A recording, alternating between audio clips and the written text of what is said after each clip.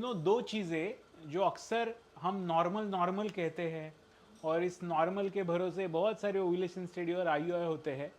उसमें से पहला चीज़ होता है फैलोपियन ट्यूब। दरअसल एचएसजी के सहारे लोग फैलोपियन ट्यूब ओपन है तो दर्जनों ओव्यूलेशन स्टडी और आईयूआई चलते रहते हैं। और ऐसे केसेस में दरअसल पेशेंट सोचता है कि फैलोपियन ट्यूब तो ओपन है, लेकिन याद रखिए ओपन फैलोपियन ट्यूब भी बहुत बार अगर इन्फेक्शन से डैमेज होना तो एचएसजी में तो भले आपको ट्यूब ओपन दिखेगा लेकिन वो काम का नहीं होगा। आज एक ऐसा ही एक इंटरेस्टिंग केस मैं आपको दिखाने जा रहा हूँ जिसमें पेशेंट के कई सारे ओव्यूलेशन स्टडी आईयूआई हुए हैं। पेशेंट का फैलोपियन ट्यूब डॉक्यूमेंटेड ओपन है, लेकिन सच्चाई क्या है आप देखिए। अभी आप स्क्रीन की तरफ देखोगे तो ये दो फैलोपियन ट्यूब है। अभी हम डाई पुश करने जा रहे हैं, पुश। देखिए अभी ये जो ब्लू डाई आ रहा है इसका मतलब ये फैलोपियन ट्यूब तो ओपन है, लेकिन अगर आप ठीक से देखेंगे तो ये fallopian tube completely thinned out, coagulated है और कॉइल्ड है।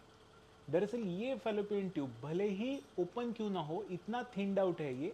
वैसे ही अपोजिट साइड ये जो फैलोपियन ट्यूब है अभी हम दिखाने जा रहे हैं, पुश। आप देखेंगे तो मिथिलीन ब्लू डाई जो टिप से बाहर आता है उसके बजाय ये पूरा का पूरा फैलोपियन ट्यूब में से हमें थ्रू एंड थ्रू दिख रहा है। इसका मतलब पेशेंट का ये जो फैलोपियन ट्यूब है इसका कंप्लीटली म्यूकोजल थिनिंग इतना हो चुका है कि इसके वजह से बहुत बार ये फैलोपियन ट्यूब्स ओपन रहने के बावजूद भी काम नहीं करते।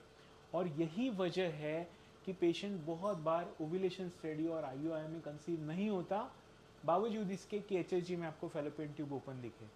हमेशा याद रखिए लैप्रोस्कोपी एक गोल्ड स्टैंडर्ड इन्वेस्टिगेशन है इनफर्टिलिटी टेस्टिंग का, इसीलिए क्योंकि लैप्रोस्कोपी ही अकेला बता सकता है कि वाकई में आपके फैलोपियन ट्यूब्स नॉर्मल है या नहीं है।